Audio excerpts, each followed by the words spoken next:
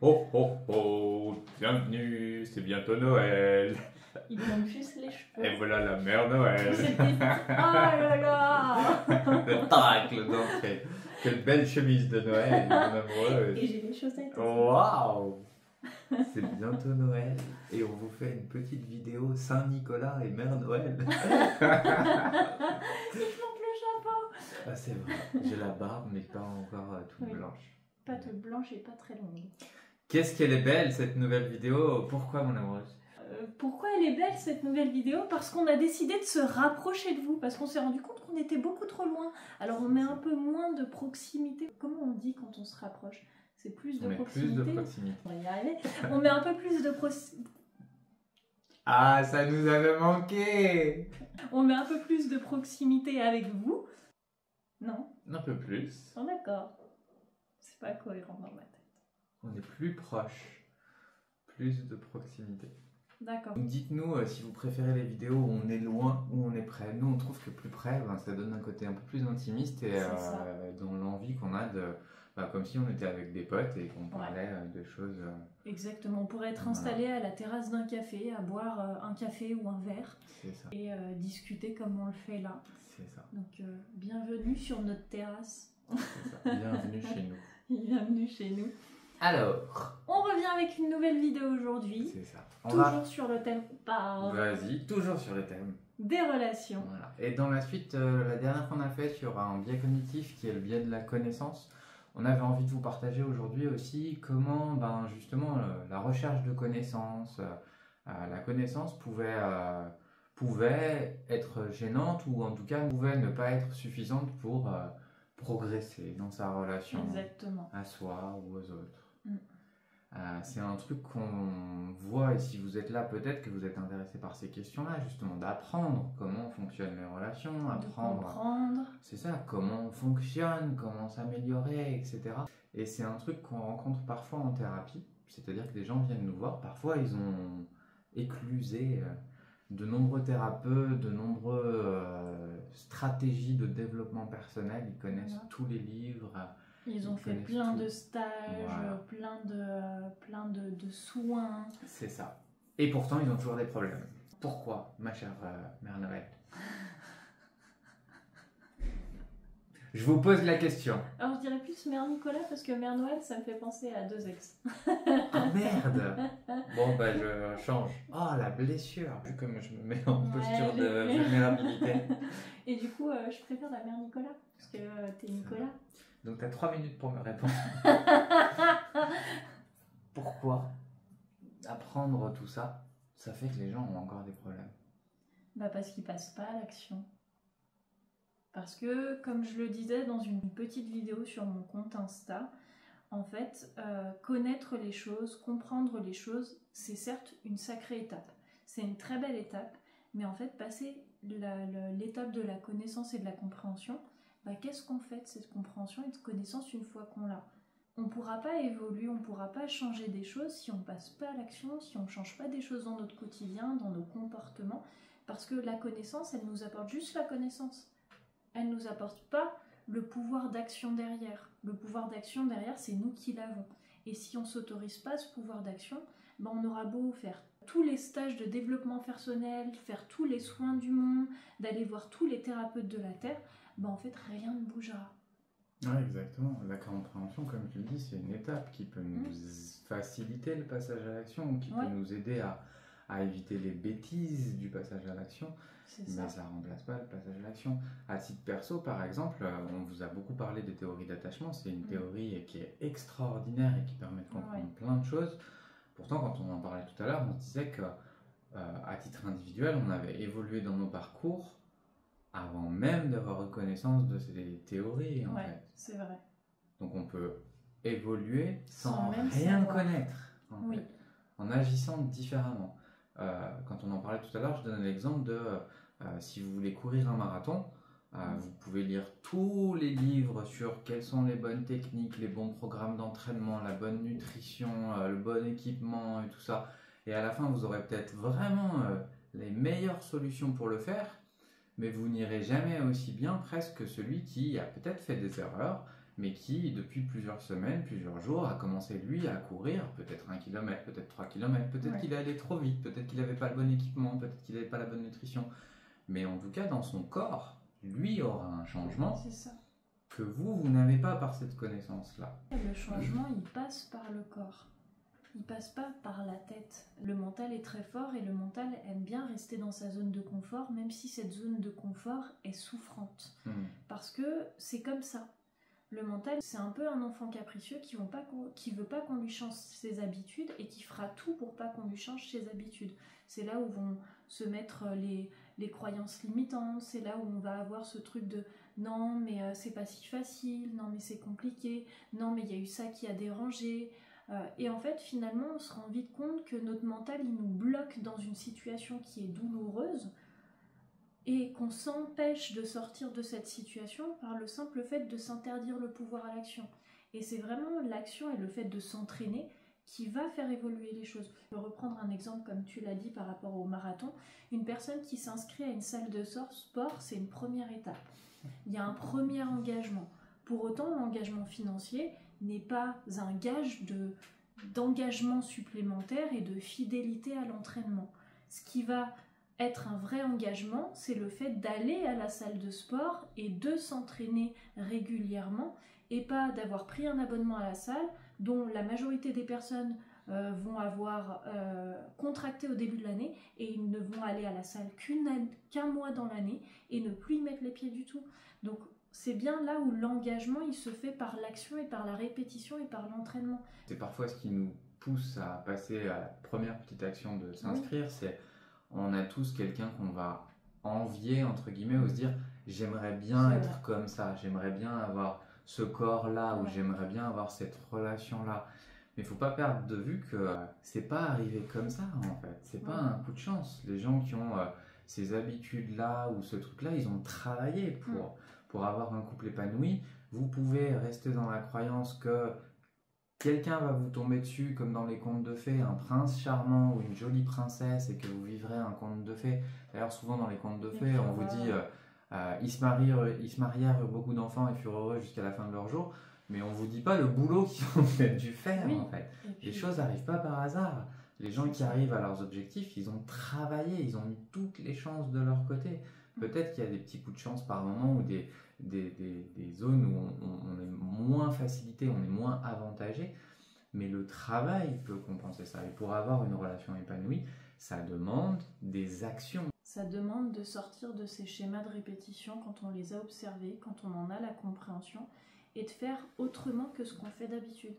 Parce que c'est la phrase que je voulais dire, si vous voulez quelque chose que vous n'avez jamais eu, il vous faudra faire quelque chose que vous n'avez jamais fait. Vous pourrez pas... Comme tu l'as bien dit. T'as vu ça a été dur à sortir.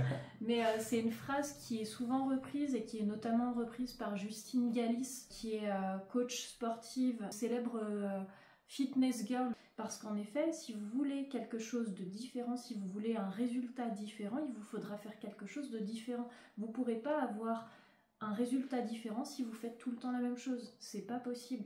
Vous ne pourrez pas sortir d'un schéma de répétition si vous continuez à vous comporter exactement comme dans ce schéma de répétition. Ça peut être épuisant. C'est clairement difficile de sortir de sa zone de confort, de sortir de ses automatismes et de ses mécanismes parce que on ne se pose pas la question de comment les reproduire. On les reproduit. Par contre, se poser la question de comment ne pas les reproduire, là, ça demande une considération, une prise de position et un truc de « Ok, il est temps que je fasse différemment parce que ce fonctionnement ne me convient plus. » Donc c'est loin d'être simple. Ça peut même être très compliqué.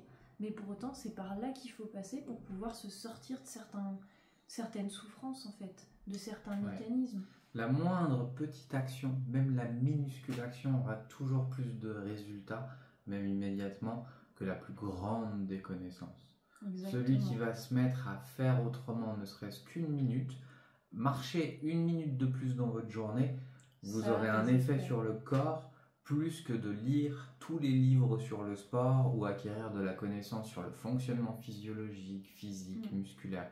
La moindre petite action aura toujours plus de résultats. Et si vous pouvez associer les deux, c'est-à-dire de la connaissance pour justement éviter les erreurs et les pièges du savoir empirique, c'est-à-dire du savoir acquis par l'expérience, bah, c'est l'idéal. C'est-à-dire que vous suivez les connaissances qui vous sont apportées, et là c'est une lumière géniale, et en plus vous l'expérimentez, là vous avez le combo gagnant. Une autre façon aussi dans les relations, c'est un peu, tu vois, sur l'exemple du marathon, c'est de vouloir faire changer l'autre plutôt que de changer soi-même. C'est-à-dire que je veux les résultats de s'entraîner et de courir un marathon, mais je veux que ce soit l'autre qui le court à ma place. Voilà, je veux que la relation évolue, mais je veux que ce soit l'autre qui change. Bah, je suis désolée de vous dire que vous allez attendre longtemps avant que ça change. C'est ça, je veux un corps de rêve, mais je veux que ce soit toi qui soulève les poids.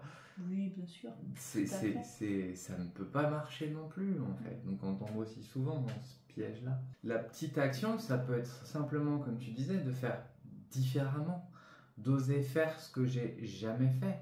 Il y a des gens qui disent, oh, j'ose pas dire non et tout, bah, c'est de s'entraîner à dire non. Ouais. Peut-être de choisir une situation dans laquelle ce sera plus facile de dire non. Parfois, je donne l'exemple aux gens qui osent pas dire non, de dire, bah, vous allez aller dans une boulangerie, vous allez commander des croissants, et au moment où elle vous donne vos croissants, vous dites, ah bah non, je suis désolé, en fait, je voudrais des pains au chocolat, je me suis trompé.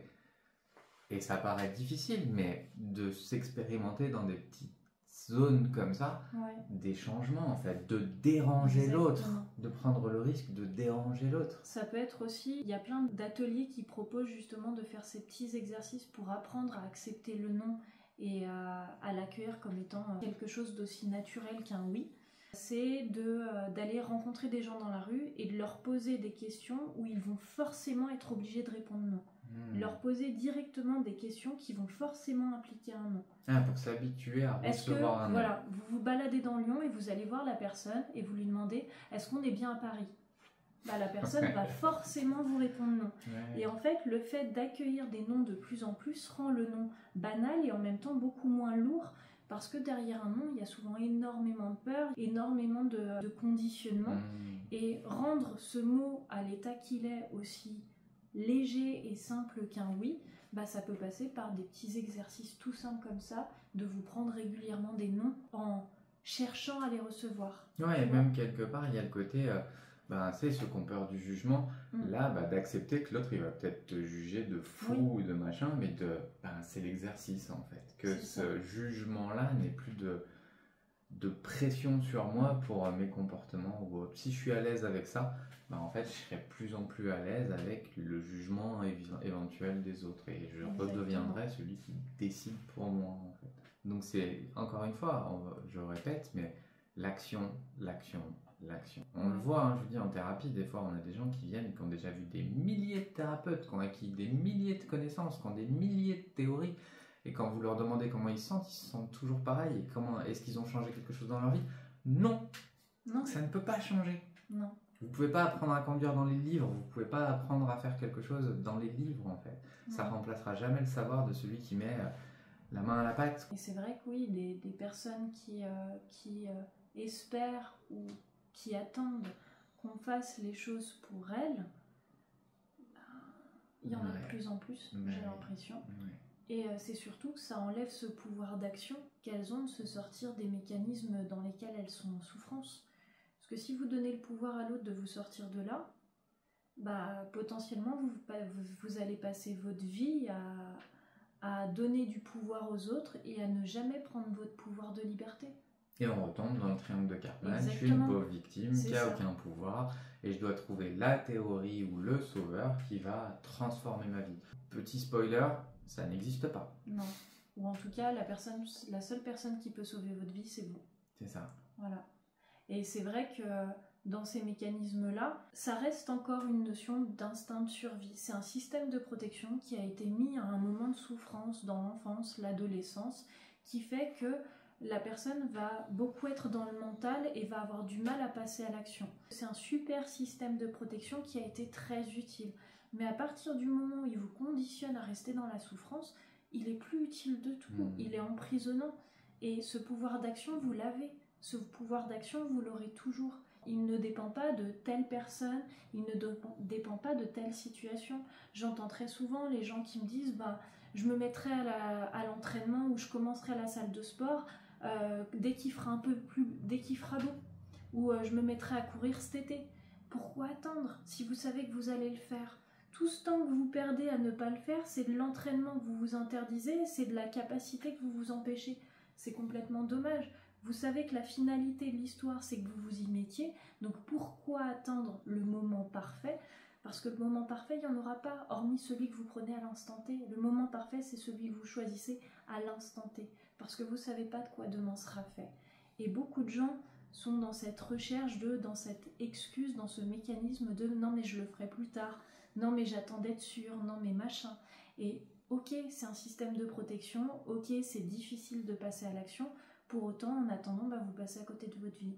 Et c'est triste, parce qu'il y a tellement de belles choses qui peuvent être amorcées et tellement de libérations qui peuvent se faire par de simples actions, de simples détails. J'aurais envie de te poser la question, par exemple, toi, dans tes schémas de construction, tes schémas de fonctionnement, les schémas de répétition que tu avais dans ta vie sentimentale, par exemple, quelle est l'action, une des actions que tu as faites un jour, après avoir pris conscience de certaines choses ou pas, qui a été différente et qui t'a amené à vivre quelque chose de différent dans tes relations?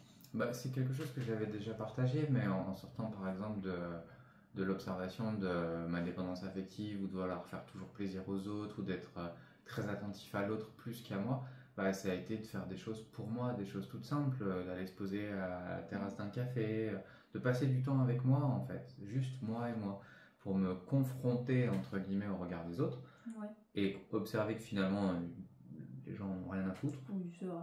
Donc finalement que ce jugement-là, c'est moi qui le posais, et de prendre en charge déjà moi et moi en fait.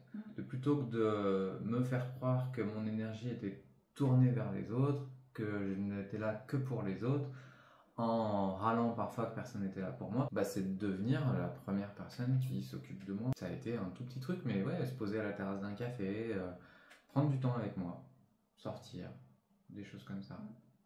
Juste moi et moi. Ouais. Et toi? Moi, un exemple qui...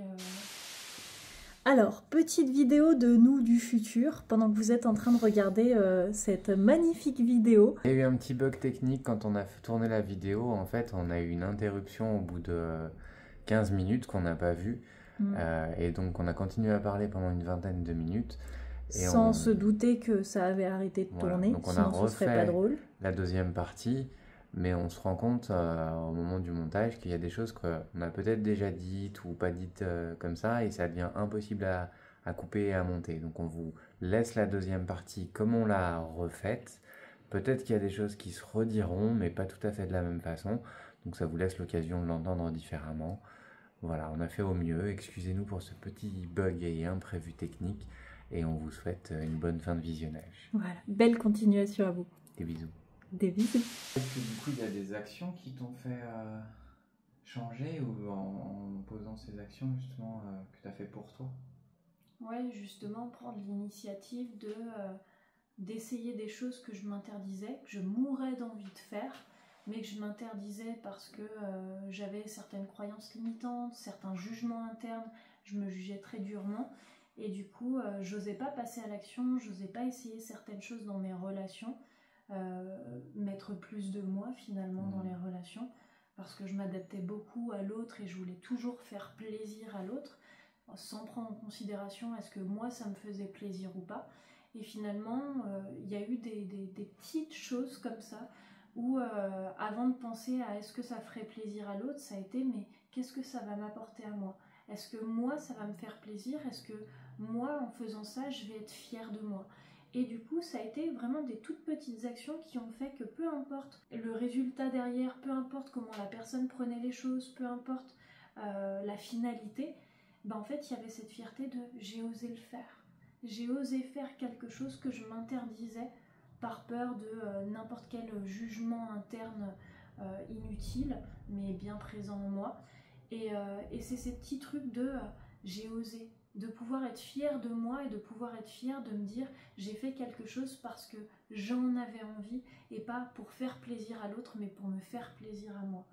Et ça passe souvent par des toutes petites actions, des tout petits détails. Oser dire non à quelqu'un, à quelque chose. Oser, ça peut paraître tout bête, mais affirmer que vous voulez tel condiment dans votre pizza plutôt que de dire bah je sais pas, on prend ce que tu veux. Tu vois, c'est vraiment des tout petits détails comme ça qui peuvent changer les choses et qui vont forcément amener un résultat différent dans vos relations, dans votre regard sur vous, dans votre regard sur le monde. Est-ce que tu as souvenir, par exemple, de ce qui a déclenché ces espèces de prises de risque? Parce que c'est des prises de risque, justement, de décevoir ou que l'autre ait un jugement sur toi. Est-ce que tu as souvenir, a posteriori, de ce qui t'a poussé à ces prises de risque? L'envie de changement. Ouais. L'envie le besoin de changement, la prise de conscience des schémas que je répétais, où je me disais mais c'est pas possible, je dois dire ou faire quelque chose de travers pour tout le temps répéter les mêmes schémas. Et en effet, je me suis rendu compte avec le temps que oui, il y avait des comportements, des choses que je disais ou que je ne disais pas, qui me conditionnaient à me retrouver toujours dans les mêmes situations.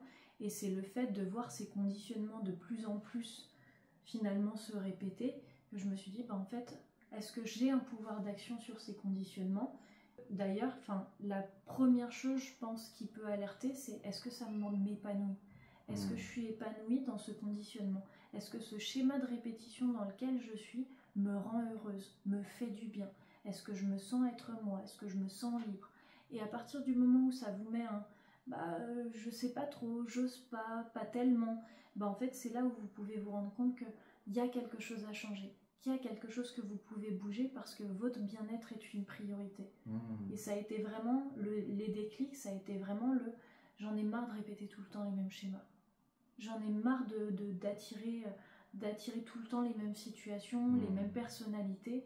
Ok, je peux pas changer l'autre en face de moi, comme on en parlait au début de la vidéo, on ne peut pas changer l'autre, mais est-ce que moi je peux changer quelque chose à l'intérieur de moi pour justement avancer et... Il y a quelqu'un qui passe l'aspirateur. Oui, c'est une heure parfaite pour passer l'aspirateur sur le palier. Ouais, comment ça porte? Parce qu'il faut toujours balayer les miettes devant sa porte. Balayer devant sa porte? Toujours. Charlie, lui, il dirait ça. Balayer devant ta porte. Tu as fait pendant des heures bobo à mon cœur. Est-ce que cette prise de risque, dans ce que j'entends plusieurs choses, et je voudrais que tu me le confirmes quelque part, c'est que quelque part cette prise de risque tu l'as fait pour toi. Est-ce que ça donne toujours le résultat que tu veux en face? Non. Pas forcément. Parce que dans le fond tu ne connais pas le résultat. Ouais. Tu as un espoir d'un résultat. Il y a l'espoir d'un résultat positif, de quelque chose d'agréable, mais tu peux être très surpris que ce soit un résultat qui soit désagréable ou pas du tout celui auquel tu t'attendais. Et en général, c'est jamais celui auquel tu t'attends. Mais quelque part, c'est déjà agréable de l'avoir fait. Ouais. C'est vraiment c'est gagnante quand même. Exactement. Individuellement. Ouais. C'est peu importe le résultat qu'il y aura, qu'il soit agréable ou désagréable.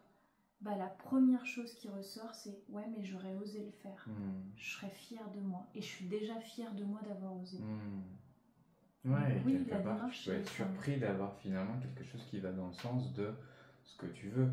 Oui. Mais parce que tu as osé le faire, quoi. Oui. Et d'en découvrir davantage. Exactement.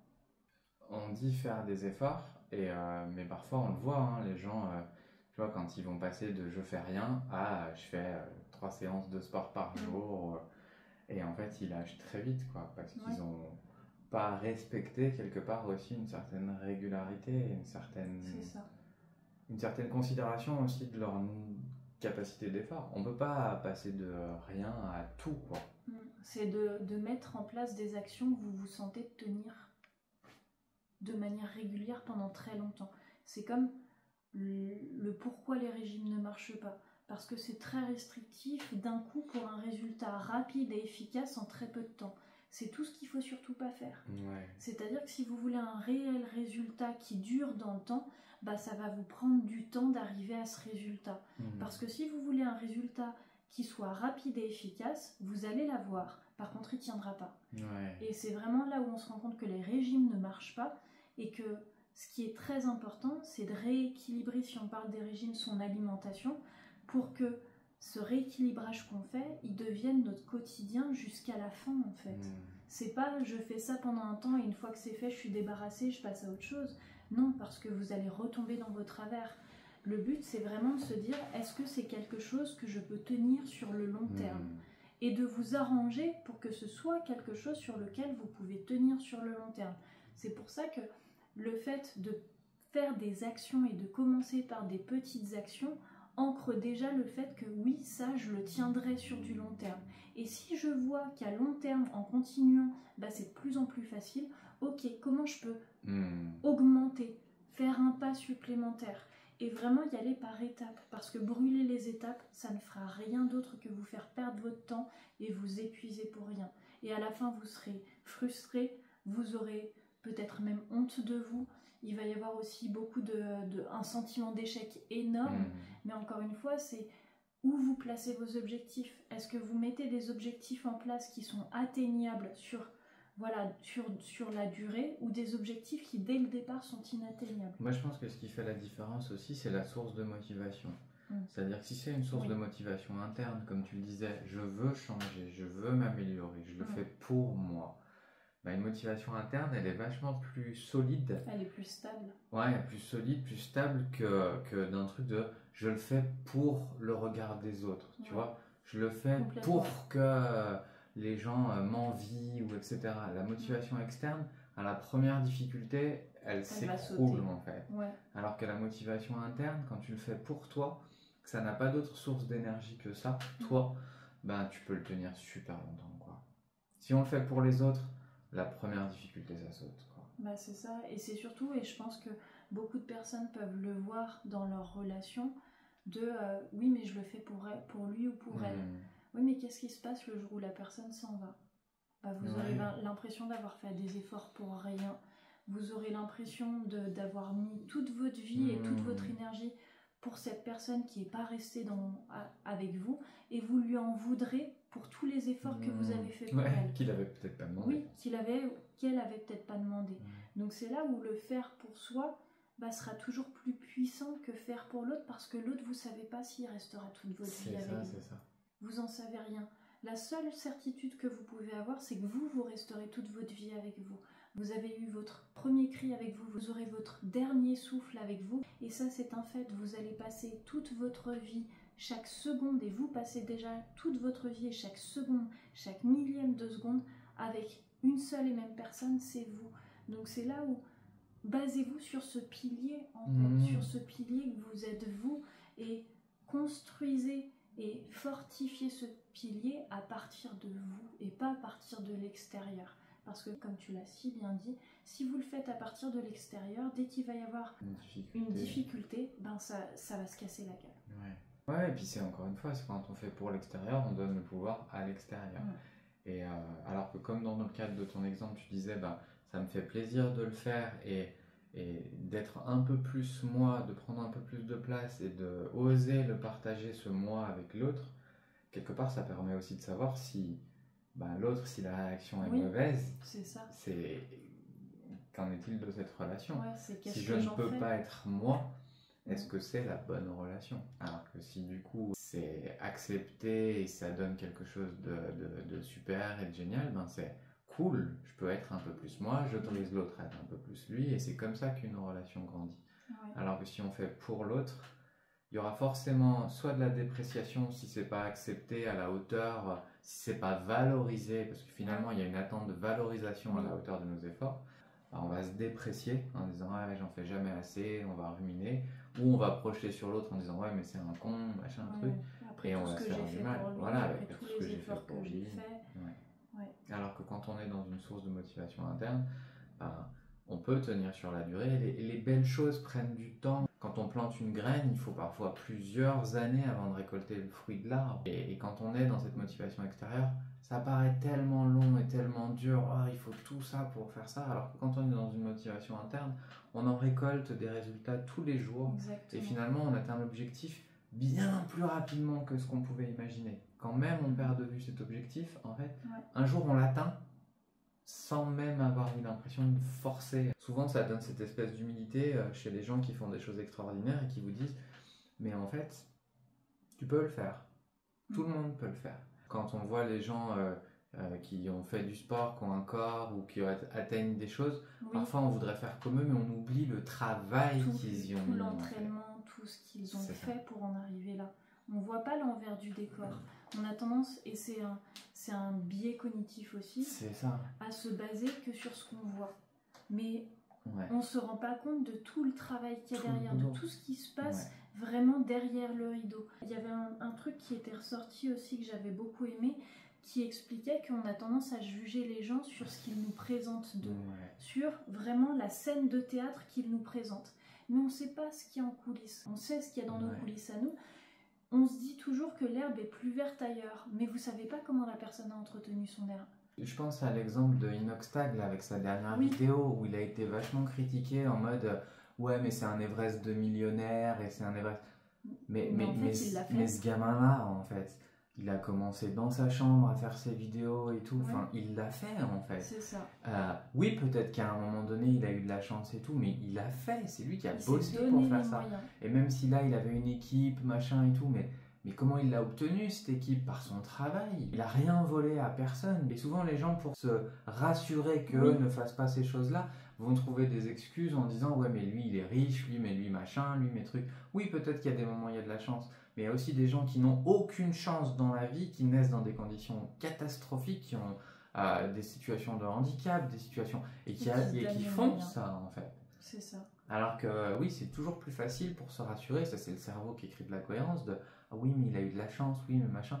Tous les gens qui y arrivent disent toujours la même chose, c'est beaucoup de travail. Tous les gens qui font croire qu'on réussit comme ça, oui il y en a peut-être certains, mais combien de gagnants au loto quelques années après étaient redevenus aussi pauvres parce que justement c'était pas cohérent avec le travail qu'ils avaient fourni, ils n'étaient pas faits et prêts à accepter cette richesse-là ou cette réussite et quelque part ils la saccagent derrière. Donc si on vous la donnait sans effort, vous pouvez être sûr que vous la saccageriez. Peut-être vous l'avez vécu, vous avez croisé quelqu'un qui aurait pu être génial pour vous et quelque part vous avez saboté la relation parce qu'elle n'était pas à la hauteur quelque part des efforts et de la valeur que vous y aviez mise. De ce que vous pensiez mériter aussi. Exactement. On peut le dire. C'est une phrase que tu dis souvent, c'est on a l'amour qu'on pense mériter. Donc plus on a une mésestime de soi, plus on considère que l'amour qu'on mérite est plutôt toxique. Jusqu'au jour où on se rend compte que on mérite mieux que ça. Et le mériter mieux que ça, c'est aussi le faire. C'est agir en conséquence de ce je mérite mieux que ça. Donc je pose mes limites, je donne mes valeurs, j'exprime ce qui me convient, ce qui ne me convient pas. Et j'apprends à communiquer avec l'autre et à partager de la personne que je suis et pas partager de ce que j'attends de l'extérieur pour moi. Toutes ces méthodes rapides qu'on vous promet parfois pour perdre du poids, pour obtenir des résultats, pour trouver l'amour, pour devenir riche, en fait c'est du putaclic pour vendre. On s'intéresse au fonctionnement de votre cerveau et le cerveau il aime la facilité, il aime la rapidité, mais ces gens-là eux ils aiment votre argent. Vous n'aurez pas les mêmes résultats que des petits pas, des petites actions faites régulièrement, dans la constance, faire ces efforts-là, souvent ce que j'appelle la voie du difficile, de choisir cette voie du difficile et de le faire non pas pour un résultat, mais de le faire parce que ça vous fait du bien de le faire dans le moment et de le continuer. On n'atteint pas des relations saines sans s'être cassé la gueule, sans avoir fait des erreurs et c'est ok. Et vous pouvez le voir même au-delà des relations, les personnes qui réussissent, elles se sont mangé des portes, elles se sont cassées la gueule, elles se sont pris des échecs dans la vie dure, mais plutôt que de faire de ces échecs des stops, elles en ont fait des leviers de motivation et elles ont continué, elles n'ont pas laissé cette entrave, ce blocage les paralyser. Il y a une phrase qui ressort beaucoup, vous voulez réussir une course, commencez déjà par dépasser la case départ. Ça c'est aussi peut-être un conditionnement culturel, tu vois, par exemple aux États-Unis, on te dit que pour réussir une boîte, par exemple, il faut s'être planté au moins 7 fois. Il y a un regard et un jugement de l'échec complètement différent. Souvent, en France, on a cette impression que j'agirai quand je sais que ce sera parfait le résultat. D'attendre la situation parfaite ou le truc parfait. Et être sûr d'un résultat parfait. Mais en fait, ce n'est pas possible. On ne peut pas apprendre sans faire des erreurs. Un apprentissage, c'est semer d'erreurs en fait, et c'est comme ça qu'on se perfectionne. Dans ma formation d'ostéo, il y a des fois, on se disait, mais comment vous savez ça en interrogeant le prof? Et il vous disait, mais en fait, c'est comme par exemple un apprenti boulanger. Il dit à son maître, mais comment tu sais que là, la pâte, elle est bonne? Comment tu sais que la température est correcte et tout? Ben, en fait, c'est mets les mains dedans et tu sauras au bout d'un moment. Ouais. On ne pourra jamais avoir le truc parfait, en fait. C'est en expérimentant, on va avoir sa gamme de références qui augmente et se dire, ah ok, là c'est bon. Mais comment tu sais que c'est bon? Je le sais, en fait. Et ce savoir-là qui a été intégré pour moi dans le corps, parce qu'on a fait, il a une toute autre valeur et force qu'un savoir intellectuel, qu'une connaissance intellectuelle qui finalement n'a pas forcément de point d'appui, quoi. Parce qu'encore une fois, la connaissance est là pour vous permettre de passer à l'action. Ce pouvoir d'action, il ne vous quitte pas. C'est juste de vous poser la question, est-ce que vous vous autorisez à lui tendre la main, ce pouvoir d'action? Parce que tout le monde a ce pouvoir d'action.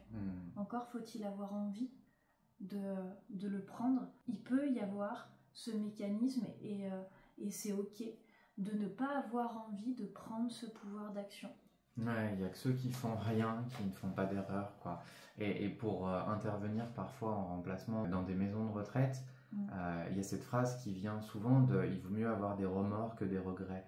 C'est clair que les regrets, en fait, se dire « ah, j'aurais pu, j'aurais dû », c'est vachement plus dur. J'ai jamais rencontré quelqu'un qui m'a dit « ah, j'ai fait ça, et putain, c'était vraiment, j'aurais pas dû le faire ». Souvent, les gens, ils ont osé le faire, même si c'était une erreur, mais au moins, il n'y a pas ce regret-là de ne pas être passé à l'action. Ouais. Ils ont tenté, peut-être qu'ils se sont cassés la gueule, mais au moins, ils ont pas ce regret-là de se dire « ah, j'aurais dû, j'aurais pu, si j'avais su, que… » etc. Donc, c'est maintenant que vous pouvez agir. Il n'y a pas de bonne situation. Non. Il n'y a pas de bon moment. Le bon moment, c'est maintenant. Ouais. Parce qu'on ne sait pas de quoi est fait demain. Vous ne savez pas si demain vous serez encore là. Vous ne savez pas ce qui se passera. Demain, c'est du mental. Parce que demain, ça peut durer des années. Il y a un exercice comme ça que j'avais bien aimé, que j'avais trouvé dans un livre, je ne sais plus lequel, qui disait « si vous ne vouliez pas que votre problème, par exemple, que vous vivez, que ce soit dans le cadre relationnel ou autre chose, si vous ne vouliez pas que votre problème disparaisse, qu'est-ce que vous feriez ?» Et souvent, en fait, quand on fait ça, on se rend compte que on ferait ce qu'on est en train de faire. Je ne changerais rien. Et à l'inverse, si je voulais que mon problème change, quelles seraient les actions que je devrais mettre en place? Et en commençant, voilà, tous les jours, par exemple, de noter 10 actions que je pourrais faire. Et de prendre la plus petite. Ouais. Mais déjà, vous faites un pas vers le changement du problème. Alors que souvent, si on se dit, si je voulais pas que mon problème change, voire même qu'il s'aggrave, qu'est-ce que je ferais? On se rend compte que c'est exactement ce qu'on est en train de faire maintenant. Il y a un exercice aussi qui marche bien et que j'aime bien proposer, c'est de lister les conséquences de vos choix. C'est-à-dire que si vous hésitez entre faire quelque chose ou ne pas le faire, ok, quoi qu'il arrive, vous prendrez une décision de faire ou de ne pas faire. Mais ancrez le fait que vous prendrez la décision volontairement. Et de pouvoir lister les conséquences désagréables, parce que c'est vraiment les conséquences désagréables de ces deux choix. Je le fais, conséquences désagréables, je ne le fais pas, conséquences désagréables. Et ce qui est génial dans cet exercice, c'est de pouvoir conscientiser quelles conséquences je suis prêt à assumer. Et à partir de là, ça vous redonne un pouvoir d'action et de responsabilité de « je sais les conséquences que je vais avoir potentiellement en faisant ça, je suis ok pour les assumer ». Dans les deux cas, vous devrez assumer des conséquences désagréables. Et ça redonne vraiment cette notion de pouvoir d'action et de responsabilité. Ouais, j'aime bien. Puis en plus, ça enlève ce côté utopique de croire qu'il y a un choix qui serait parfait et un choix qui serait mauvais. Ouais, c'est ça. Dans les deux choix, il y aura du positif et du négatif. Ouais, où on peut considérer que les deux choix sont parfaits. C'est ça. Et la vie est très forte aussi pour vous faire revivre des choses dont vous n'avez pas compris la leçon. Et des gens peuvent rester enfermés des années et des années dans les mêmes schémas de répétition sans jamais comprendre la leçon. C'est ça. Pourtant, en ayant lu tous les livres, en ayant vu les millions de thérapeutes, mais sans jamais changer. Prenez de la connaissance, parce qu'elle va vous permettre de ne pas refaire ces erreurs, de ne pas faire ces erreurs du débutant, etc. De prendre l'expérience de ceux qui ont peut-être déjà fait ce chemin-là, qui peuvent vous transmettre de leurs erreurs, etc. Mais aussi faites-vous votre propre savoir en expérimentant et en agissant. Donc c'est vraiment l'ensemble des deux qui va faire que vous avancerez le plus rapidement possible à votre niveau. Je sais pas si on a tout redit, mais... Ouais, je sais pas si on a tout redit. Je crois qu'on l'a redit là, non? Je sais pas. C'est ça qui est chiant quand on change. En tout cas, voilà ce qui est là aujourd'hui. Si vous avez des questions, des commentaires, des difficultés... Si vous avez envie de partager des choses, n'hésitez pas à le faire. Ouais. Voilà, on se fera un plaisir de partager avec vous, d'y répondre. Encore une fois, tout ce qu'on vous partage, ça reste relativement général, mais faire de l'individuel en vidéo, c'est juste pas possible. Non. Donc vraiment, s'il y a des choses qui vous impactent, s'il y a des choses qui vous font écho, si ça vous fait penser à quelqu'un, n'hésitez pas à partager les vidéos. Aussi, si vous sentez que ça vient travailler quelque chose chez vous, à peut-être venir nous partager ce que ça travaille pour qu'on puisse vous accompagner aussi. C'est ça, ou d'aller voir pour un accompagnement individuel. Exactement. Parce que oui, comme tu le dis, en vidéo, on peut faire que des généralités et en même temps vous partager nos expériences. Voilà.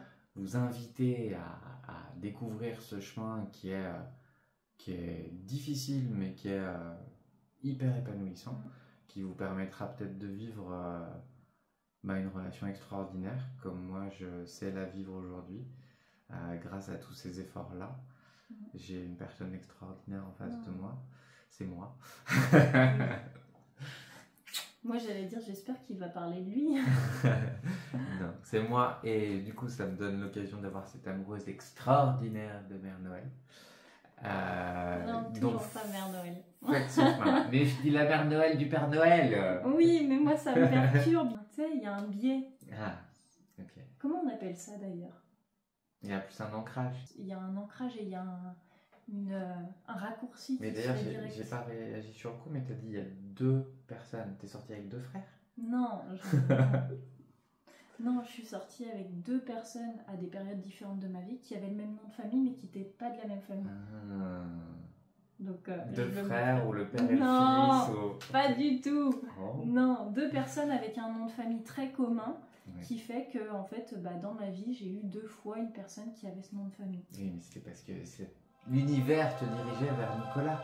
Oui. Et t'as pas compris. Ah, c'était ça. Voilà, on écrit des D'ailleurs, sites qu'on veut. si vous passez par là, je vous fais un grand coucou. J'espère que vous allez bien. Ouais, mais restez chez vous. Ça, c'est mon côté anxieux qui est guéri, hein, mais voilà, il y a des fois des insécurités qui peuvent ressurgir.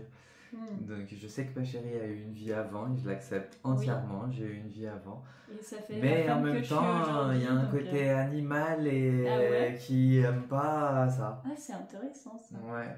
D'accord. Je suis un mec. Enfin, je sais pas si je peux dire je suis un mec ou c'est moi ou il y a un côté. Tu crois que c'est l'anxiété, la part anxieuse qui est justement.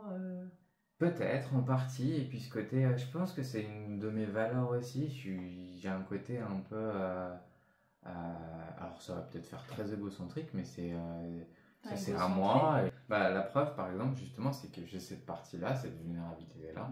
J'essaye pas forcément de la nommer. Je travaille dessus justement en la partageant quand elle est là, et en même temps en prenant toute la charge. C'est ma responsabilité de traiter cette partie-là, de pas la faire peser sur l'autre en faisant du passif-agressif ou en étant mauvais ou en empêchant de dire des choses. Mais de reconnaître ça et de changer. Savoir d'où ça vient et comprendre d'où ça vient. Est-ce que ça aura une importance? Autant la changer ou travailler là-dessus, quoi, et agir. Exactement. C'est bien, vous avez eu un exemple en direct live. C'était une surprise. Et pour montrer que, voilà, on a beau être, tous les thérapeutes, tous les gens qui vous diront, moi je sais, pour moi tout est parfait. Non. Même méfiance. nous, on continue à travailler, on continue à avoir des parts d'ombre, des zones d'ombre sur lesquelles on peut avoir peur de travailler, des biais cognitifs qui restent encore bien ancrés, des croyances limitantes, des blessures encore profondes parfois. Donc on n'est pas non plus...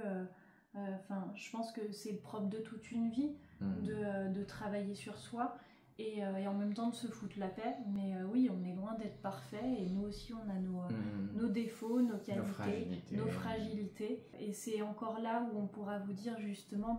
Prenez ce qui vous semble juste pour vous, ne prenez pas nos propos comme une vérité absolue, n'hésitez pas à vous faire votre propre exploration, expérience, vos propres recherches sur les choses.